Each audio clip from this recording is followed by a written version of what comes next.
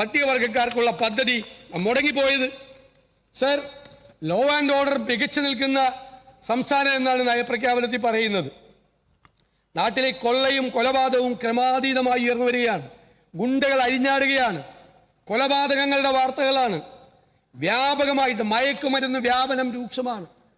കൊലപാതകത്തിൻ്റെയൊക്കെ nature വരെ മാറി. ബ്രൂട്ടലായ ക്രൂവലായിട്ടുള്ള കൊലപാതകങ്ങളാണ് നടക്കുന്നത്. ഈ മയക്കുമരുന്നിനെ നിയന്ത്രിക്കാൻ എന്ത് സാധിച്ചു സാർ? നിങ്ങൾ കണക്ക് പറയും. 2015 ഇത്ര കേസ് ഉണ്ടായിരുന്നുള്ളൂ, ഇപ്പം ഇത്ര കേസ് കൂടിയെന്ന്. കേസെടുക്കുന്ന ആരെയെന്നറിയാമോ? ഈ അവസാനം ഇത് വലിക്കണവൻ്റെ ലാസ്റ്റ് ആളുണ്ടല്ല, ഇത് ഈ ഒരു നെറ്റ്വർക്കാണല്ലോ, ഇത് അവസാനം ഇത് വലിക്കണവനെയാണ് കേസെടുക്കണത്. അവനെ കൊണ്ടേ പോലീസ് സ്റ്റേഷനിൽ 3 മണിക്കൂർ നിർത്തി, അല്ലെ എക്സൈസ് ഓഫീസിൽ 3 മണിക്കൂർ നിർത്തി ജാമ്യം കൊടുത്താവും വിടും. അവൻ പുറത്തു വന്നിട്ട് ആ 3 മണിക്കൂർ വലിക്കാത്തതിനും കൂടി 2 കൂടുതൽ വലിക്കും. അതാണ് കേസെടുക്കൽ. ഇതിൻ്റെ സോഴ്സ് തേടി എവിടെ പോയി? ഇതിൻ്റെ സോഴ്സ് കേരളത്തിലെ പോലീസും കേരളത്തിലെ എക്സൈസും കോമ്പീറ്റൻ്റ് അല്ലേ? ഈ ഡ്രഗ് എവിടെ നിന്ന് വരുന്നു? കപ്പലിൽ വരുന്നോ? ബോട്ടിൽ വരുന്നോ? ട്രെയിനിൽ വരുന്നോ? ബൈ റോഡ് വരുന്നോ? ഏതാണ് സോഴ്സ്? ഒരു 10 പേരെ കേരളത്തിൽ പിടിച്ചാൽ കേരളത്തിലെ പോലീസിന് ആ കോമ്പീറ്റൻസി ഇല്ലേ? അതിൻ്റെ പുറകെ പോയി ഈ സോഴ്സ് ഏതാണ് എന്ന് മനസ്സിലാക്കി ആ സോഴ്സിനെ അടയ്ക്കാൻ നിങ്ങൾ ഈ പറയുന്ന ലഹരി വ്യാപന കുടുംബങ്ങളിൽ പോലും അസ്വസ്ഥതയും സമാധാനമില്ലായ്മയുമാണ്, ഭയമാണ്, മക്കളെ പോലും പേടിയാണ്.